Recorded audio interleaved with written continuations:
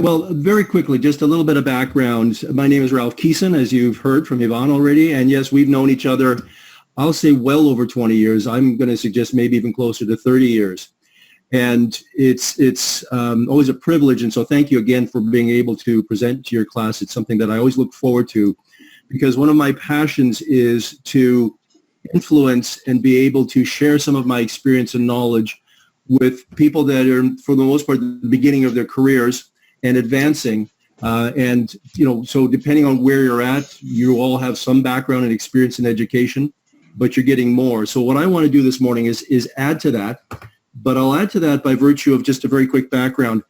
My parents came over to Canada as immigrants, so I can relate to people that are new to this country in the sense where in my case, my parents came over with nothing, and everything they did, they built up. And so what was instilled in me because of that was a work ethic.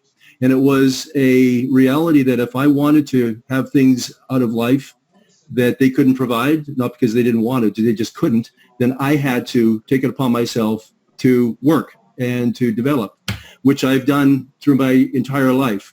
I was going to be a teacher after I finished high school. I went to college, and I was going to go to university to be a teacher. To be honest, I didn't study hard enough because I didn't know it at the time, but I was an entrepreneur. I already had 3 jobs going while I was going to school. It's a good idea to focus on your studies because then you can do better at that. But it was actually a blessing in disguise, because what ended up happening was I left college, and then I ended up going into the workforce. And then I went to night school, and I went to college. And then I went back to university in my 30s, and I completed a diploma in marketing and management at the University of British Columbia. And the way that I did it is not necessarily what I'd recommend for anyone else, but it worked for me. Because what I have found is, and I continue to learn, I continue to go to programs and courses and now webinars and podcasts, because I believe the only advantage that we have in life is what we know. It's the learning, it's the knowledge, it's the insight. And it's not just that, but it's also the acquisition of wisdom and perspective, right? You can't take Wisdom 101, right? There's not a course for it, because it's not something that you sign up for. It's something that happens to you. It's the perspective you get as you go through life and deal with situations.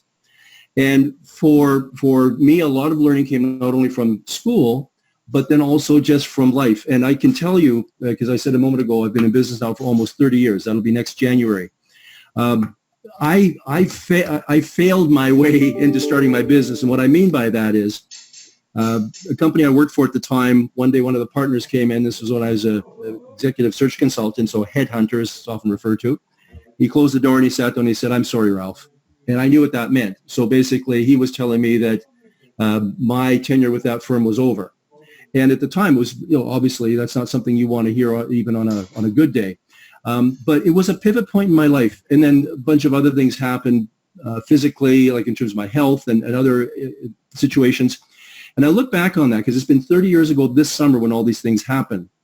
And I realized, had those challenges and adversity not happened, had it not been because of my parents and the work ethic and the values that they taught me, I may not have done what I've done. But what I'm now doing is when people ask me what I do, and Yvonne knows this when I speak to his classes, if you're familiar with Simon Sinek concept of start with why, he'll say, find your why, your how, and then the what. Don't start with what to the why, start with the why and work out. And my why is I'm passionate about making people better.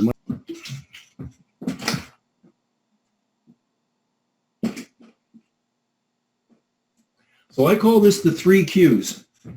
My head's cut off a bit, but you can see this, I can tell from my view here. So let me walk you through this real quick. So it's a little Venn diagram. So the first circle is what I call IQ, right? This is your intelligence. And the interesting thing with intelligence is what you can say thank you to your parents because you got it from them. Your degrees and your education, you are getting smarter. You're growing based on what you're doing. Right here this morning, you're going to be smarter at the end of today's session with Yvonne than you came into this because of what he said, because of what I've said, what your colleagues say. But that's only one part. That's the brain.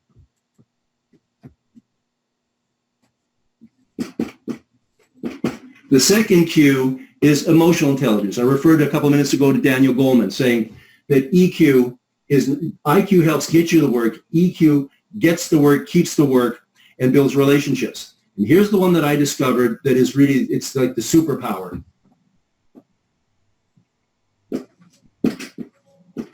It's what I call PQ, passion quotient. And obviously, not all of us have our life in perfect balance where all the circles are the same and we can live in the sweet spot. Let me use another color here to illustrate this point, though.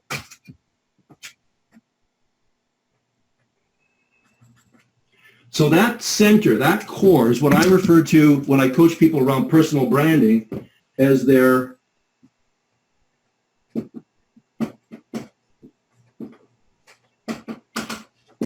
that's the sweet spot. That's where when you are centered, when you're working from here, when you're using your intelligence, your education, your competence and your skills, and you're using your emotions, as it were, your heart, if I can put it that way. So this is the brain here. So this is all the numbers and, all that stuff, the left brain. This is a little bit more, it's the other brain, because we have three brains. If you're familiar with research now, it's not just the cognitive, not just the brain between our ears, but there's the gut brain and then the heart brain. And we know that there's tens of millions of neurons in our head or in our heart brain and our gut brain as well. I was just reading an article again the other day about this. And those brains are powerful because they create a form of intelligence and understanding and insight that IQ and intelligence, technical information, is not sufficient to capture and understand and process. So this has only come to me after I've done work with people for a number of years. What I realize is, and if you think of yourself, another way of looking at this is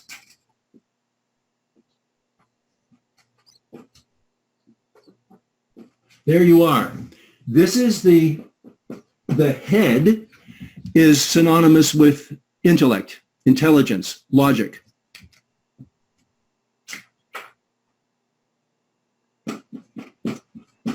The heart is emotion. And there's that thing we call the gut, right? I don't know how to draw it. That's the best I can do, right? Because we will go, I have this gut feeling. And a gut feeling, typically when I ask people, I say, how would you describe a gut? Well, that's instinct. It's intuition. It's the best we can do, or our sixth sense. So head, intelligence, or logic. Put an L there if you prefer. Heart, emotion, gut, intuition, instinct. That correlates with this. IQ, I've covered. EQ, I've touched on. PQ now is what you're passionate about. And would you rather be dealing with, working for, working with, married to, befriended with someone that is passionless or who has passion?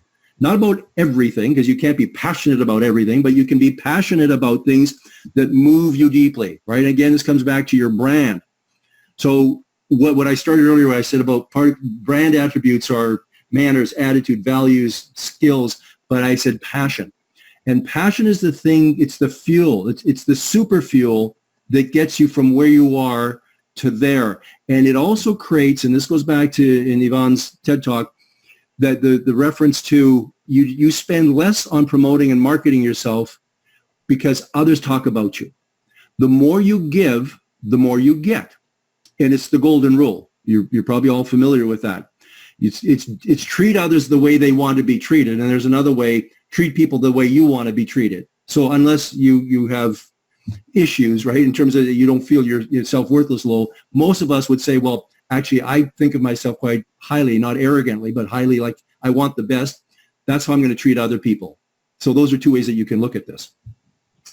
So if we think of the passion, if we can articulate that, and when I finish, I'll do this concept, and then I'll stop talking. We'll take questions again. The people that I found that have a balance, and you're not there every day. Some days this has to be really large, because if you're working on a project and there's a lot of analysis and evaluation, well, you got to be in your IQ that day. That only makes sense. But then when you leave that and you're in a team meeting, so some of you already may be leading teams, or you're going to manage or lead or have your own business. Yes, we want you to be smart, but we want to know that you care. We want to know you have heart, that you are emotionally sensitive, intelligent, and capable. And if you know, again, this is, if you want to go deeper, often when I coach people, I will refer to Daniel Goleman's competencies, emotional intelligence competencies. There are 7. So he breaks it down into social competence and then things around self-awareness. And you can find them on the internet, or if you'd like, I can send the list to Yvonne and he can share it with you. It is so important. And as Goleman points out, EQ is something that can be increased. It's a learned skill. So if someone comes to me and says, Ralph, you cut people off when they're asking you questions, and I go, do not, right? Or if I cut them off when they're trying to, and they go, you just did it to me. If someone points it out to me and I go, oh, I wasn't even aware of that. Yeah, they're right. See, that's EQ. Then I can start listening to myself, becoming more self-aware, self-regulated, and self-controlled.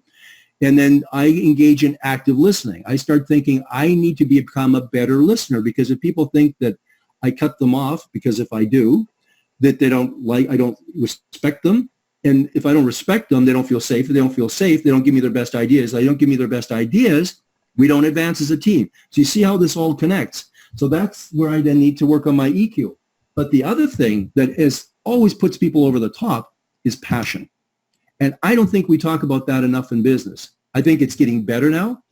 But passion, just think about that. Years ago, talk about people that are passionate, they're crazy. Oh, that guy, he's so passionate about that, which was kind of a euphemism for, steer clear of that topic. Otherwise, you won't get out of his office for 3 hours.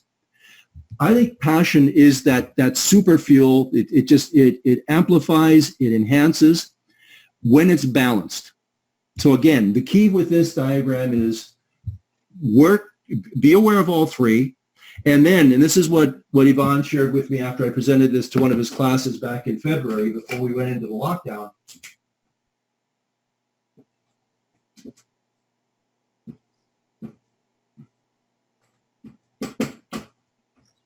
Purpose.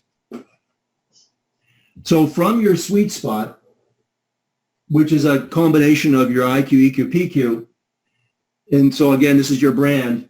This allows you, when you complete, or as you go through this and work on your personal brand now, you can say to yourself, what is my purpose, given who I am? And then I would add to this, if you've done any personality assessments, there's a lot of them out there, right?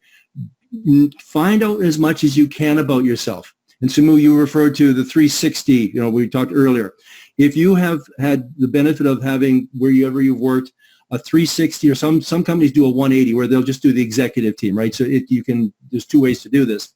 But if you have that information, read that. I've used that for a number of people that I've coached. I'm coaching one woman right now. She's an environmental scientist. And there's a bit of a blind spot there. And so now we're working on her becoming more self-aware, self-regulated, and controlled as it relates to how she communicates, her emotional capacity, right? So that's the benefit of that stuff.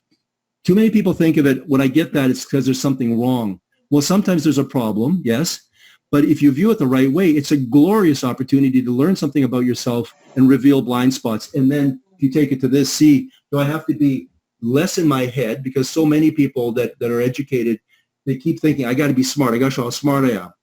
And then they miss the whole part about the heart and then the gut, which is where our passion connects. So if you think about all this here, how it all combines, this is what creates your brand. And so again, I started off by saying you as the product, or you are the product, a better way to put it. You're your own product and brand manager. So you need to look and do a self-assessment and say, how am I registering? And if there's a blind spot, what do I need to do to get better at that? And you may need a buddy. You may need a coach. It might be somebody you work with. So there's various ways to do that.